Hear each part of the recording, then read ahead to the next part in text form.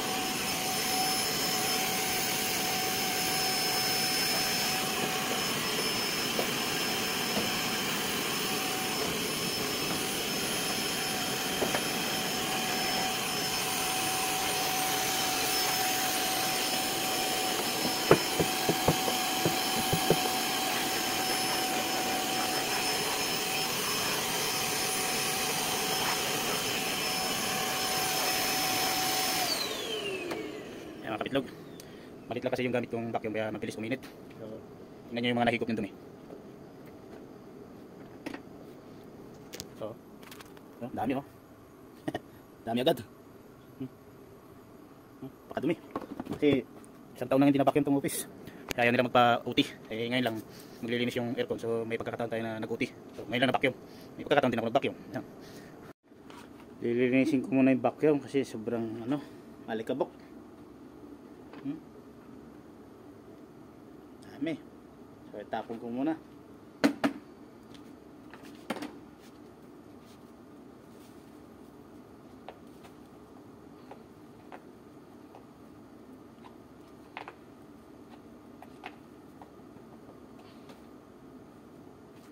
Grabe, alikabok.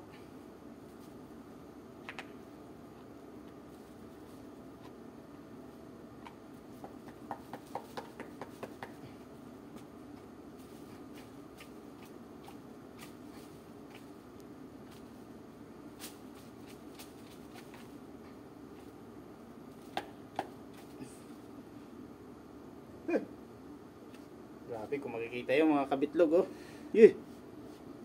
Madumi.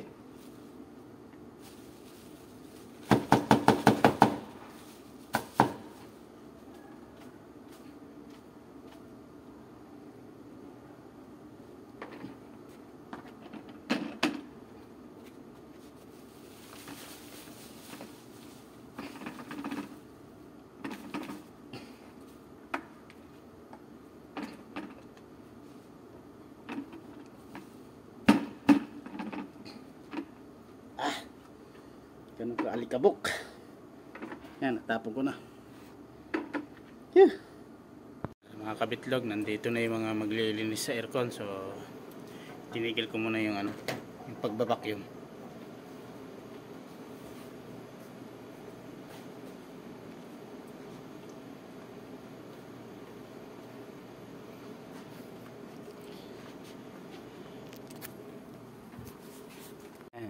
Ayan na yung mga gamit nila, hinahakot nila.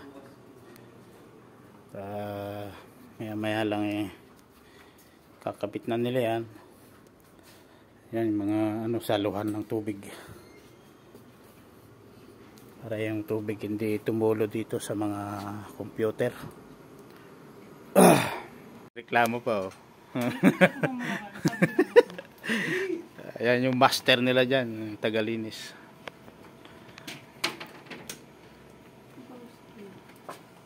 Papaplasing ko pa si Bayan Retang Kita. Pinlasing daw ng Retang Kitang office beacon. Ay, oo. Sabi ko, plasing yung pasibayo kaya rin da. Pinapabenta na lang namin yung bahay doon sa Samira eh. Binibinta? Pinapabenta na lang namin. Bakit? Yung sa ipag ko, ano kasi nagpapauto siya sa mga... Apat po yung aircon na yan. Apat yan. Apat na unit. Dalawa, tatlo, apat. Ayan mga kabitlog, nalinis na ay bibidyoan ko daw. Akala mo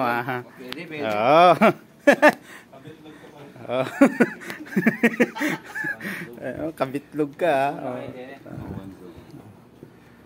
bilisan mo.